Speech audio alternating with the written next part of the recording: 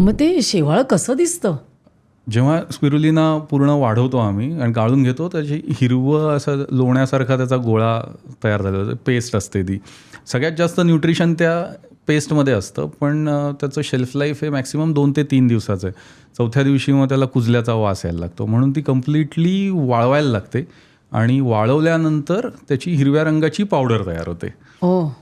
Okay. ही असं वाटतं हिरवा रंग घातलाय. आर्टिफिशियल कलर वाटू शकतो, पण हा कम्प्लिटली नॅचरल रंग आहे, कारण पालकापेक्षा 60 पट जास्त त्याच्यामध्ये क्लोरोफिल आहे. पण ही पाण्यात घालून एक वास आहे वेगळ्या प्रकारचा. एक टिपिकल समुद्री वास असतो, किंवा तुम्ही फिश किंवा असा काहीतरी स्मेल आहे. फिशी नाही, पण एक वेगळा विहिरीत पोहल्यानंतर जो एक वास बसतो नाकात, तो वास येतो त्याला. ही पाण्यात घालून पिणं जरा कठीण आहे. आपल्या भारतीय संस्कृतीमध्ये संभाव आपण न्यूट्रिशनपेक्षा चवीला आणि वासाला महत्त्व जास्त. म्हणजे जेवण चमचमीत लागतं आपल्याला. ते किती पोषण आहे त्याच्यावर फारसं लोक लक्ष देत नाही. त्यामुळे हा जो वास येतो ना, या वासामुळे आजपर्यंत स्पिरुलिना फारसं प्रचलित झालं नाही, हे कारण असू शकेल. तर हा वास दाबण्यासाठी मग आम्ही त्याचे काही वेगवेगळे प्रोडक्ट्स बनवलेत. मग ही तर असं घेणं कठीण आहे. अच्छा, की कुठल्या फॉर्ममध्ये घेता येईल का, म्हणजे सप्लिमेंट म्हणून? मार्केटमध्ये नॉर्मली आपल्याला स्पिरुलिनाच्या कॅप्सूल्स आणि गोळ्या ह्या 2 फॉर्ममध्ये ते मिळतं. पण गोळ्यांना सुद्धा तो वास येतोच. त्यामुळे शक्यतो मी स्वतः मार्केटमध्ये याच्या कॅप्सूल्स आणलेले आहेत, स्पिरुलिनाच्या कॅप्सूल. आणि त्या कॅप्सूलचं वैशिष्ट्य असं आहे की कॅप्सूल कव्हरसुद्धा आमचे प्युअर व्हेजिटेरियन आहेत. त्याला ते HPMC कॅप्सूल कव्हर म्हणतात. त्याच्यामुळे शाकाहारी लोकांना पूर्णपणे शाकाहारी पर्याय म्हणून या कॅप्सूल्स अवेलेबल आहेत. अच्छा, हे असं कमर्शियली अवेलेबल आहे का? त्याच्यात सगळं लिहिलेलं आहे, एनर्जी वगैरे. उघडू कमी आहे. काय नाव आहे? हे बंद आहे. कशा दिसतात त्या कॅप्सूल? अच्छा, नॉर्मल कॅप्सूल आहेत आपल्या, म्हणजे मार्केटमध्ये इतर. याला एवढा वास नाहीये. त्याला वास येणार नाही, कारण ती पावडर पूर्णपणे एनकॅप्सुलेट झालेली आहे. कॅप्सूलचं कव्हर जास्त जाड तर नाहीये, म्हणजे आपल्याला HPMC व्हेजिटेरियन. म्हणजे तुम्ही जर ती कॅप्सूल ओपन करून त्याची पावडर काढून ते कॅप्सूल कव्हर जर पाण्यात टाकलं ना, 15 मिनिटात ते कॅप्सूल कव्हर सुद्धा पाण्यामध्ये पूर्ण विरघळतं. एवढं ते सेफ आहे. म्हणजे आता अगदी 80 नंतरचे लोक म्हणा किंवा लहान मुलं असतात, त्यांना सुद्धा ती कॅप्सूल घेणं कठीण होत असेल ना. म्हणजे तो डोस जो आहे 1 ग्रॅमचा, तो देताना असं काहीतरी चांगल्या फॉर्ममध्ये, म्हणजे आम्ही कसं मुलांना भाज्या या पिठात मिक्स करून त्याचे पराठे देतो, तशा प्रकारे काही आहे का अवेलेबल?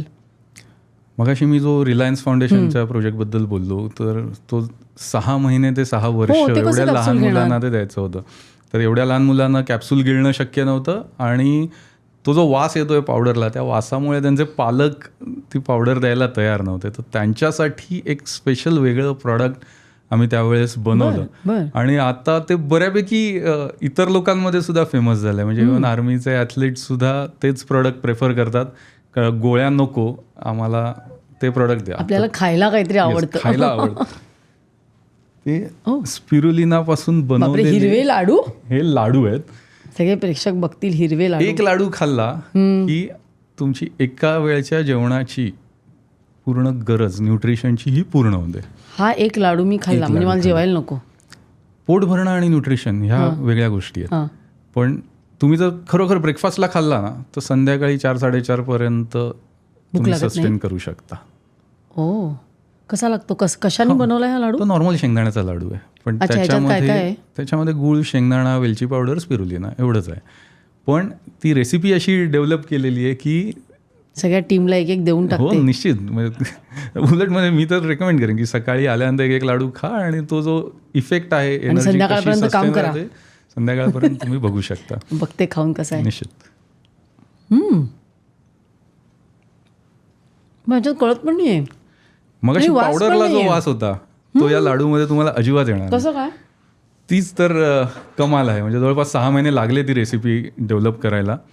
की मोहोर सुपर फूड्स कंपनीचे लाडू. येस. की स्पिरुलिनाची न्यूट्रिशन कॉम्पोजिशन कॉम्प्रोमाइज न करता त्याचा वास पूर्णपणे दाबणं हे सगळ्यात मोठं चॅलेंज होतं. कारण स्पिरुलिना आपल्याला शिजवता येत नाही कुठल्याही प्रोसेसमध्ये. म्हणजे बेकिंग, फ्राईंग, रोस्टिंग हे करताना त्याचं टेम्परेचर जर 50 डिग्रीच्या वर गेलं तर त्याच्यातले सगळे डेलिकेट विटॅमिन्स आणि अँटीऑक्सिडंट्स हे डिस्ट्रॉय होतात. मग त्यातनं जो इफेक्ट मिळायला पाहिजे तो मिळत नाही. त्यामुळे स्पिरुलिना हे कच्च्या फॉर्ममध्ये देणं हेच गरजेचं आहे आणि तो वास त्याचा कमी करून त्याचं न्यूट्रिशन मेंटेन ठेवणं हे सगळ्यात मोठं चॅलेंज आहे जे आम्हाला या लाडू थोडंसं म्हणजे कळतं की आपण काहीतरी एखादं पान खावं किंवा असं आहे तसं, पण खाता येईल असं आहे, खाता येईल असं आहे. कुठलाही त्याला तो एक फिश स्मेल किंवा असं काहीही नाही आहे. निश्चित. खूप छान आहे.